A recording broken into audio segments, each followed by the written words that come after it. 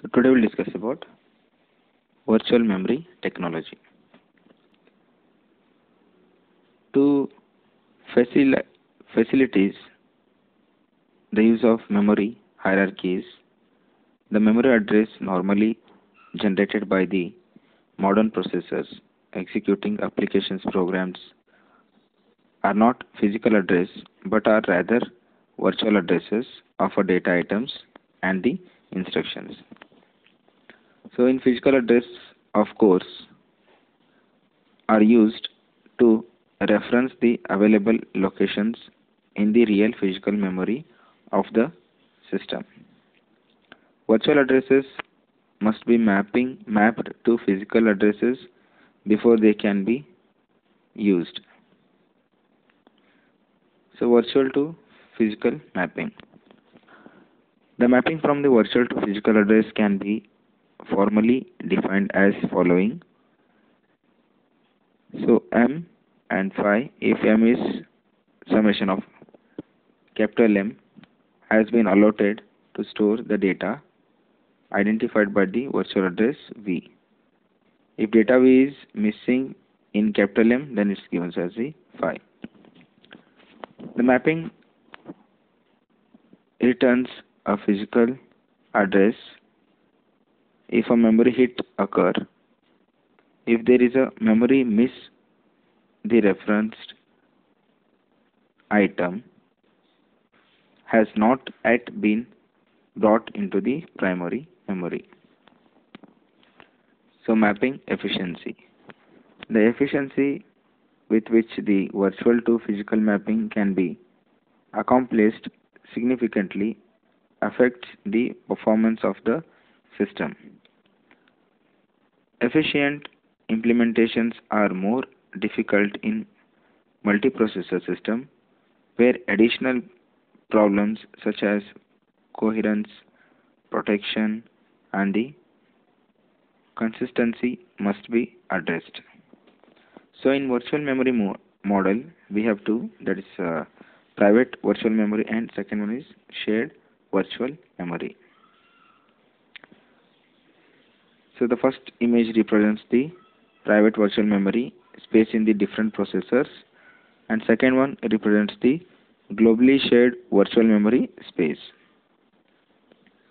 So in private virtual memory, in this scheme, each processor has a separate virtual address space but all processors share the same physical address space. The advantage of this is as a small processor address space, protection on a per page or per process basis, private memory maps which require no locking, and the disadvantage of this is a synonym problem. Different virtual addresses, different same virtual space point to the same physical page. The same virtual address is different virtual space may point to different page in physical memory. The second one is the shared virtual memory. So in this, all processors share a single shared virtual address space with each processor being given a portion of it. Some of the virtual address can be shared by the multiple processors. And the disadvantage is the processors must be capable of generating large virtual address, usually greater than 32 bits. Since the page table is shared, mutual exclusion must be used to guarantee atomic update. Segmentation must be used to confine each process to its own address space. The address translation process is slower than with the private virtual memory. So memory allocation in both the virtual address space and the physical address space are divided into fixed length pieces. In virtual address space, these pieces are called pages. In physical address space, they are called page frames. The purpose of memory allocation is to allocate page of virtual memory using the page frame of the physical memory. So this is all about the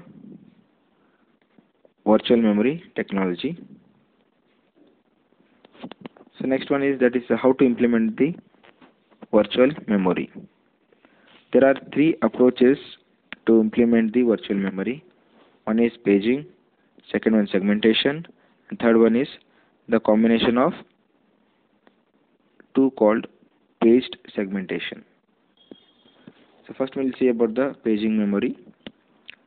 So memory is divided into fixed size blocks called pages. The main memory contains some number of pages which is smaller than the number of pages in the virtual memory.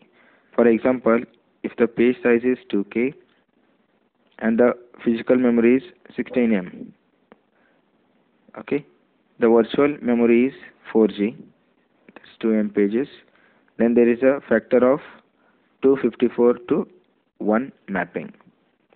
The page map table is used for implementing a mapping with one entry per virtual page. So second one is segmented memory. In segmented memory page management system, the blocks to be replaced in main memory are potentially of unequal length, and here the segments corresponds to logical blocks of code or data. For example, subroutine or procedures. The segments then are atomic in a sense that either the whole segment should be in main memory or none of the segment should be there. The segments may be placed anywhere in main memory, but the instructions or data in one segment should be contiguous. The third one is paged segmentation. It is combination of paging and the segmentation concepts.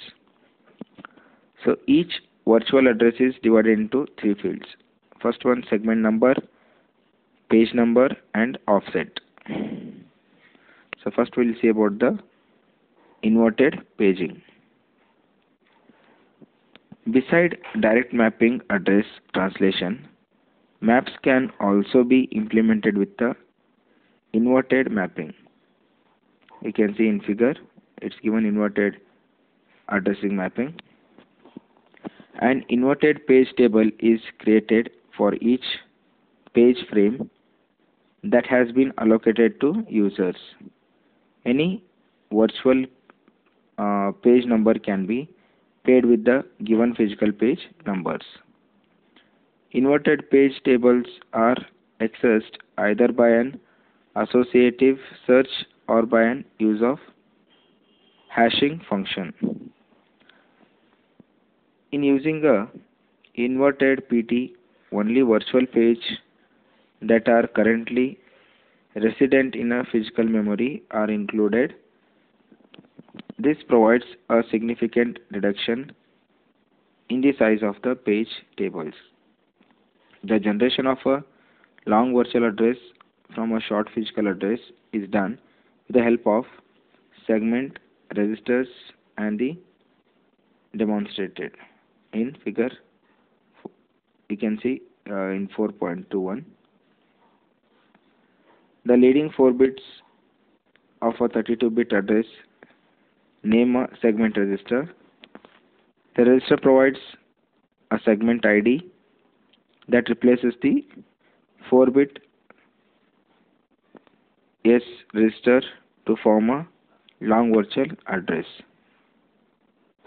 This effectively creates a single long virtual address space with a segment boundaries at a multiple of 256 megabytes.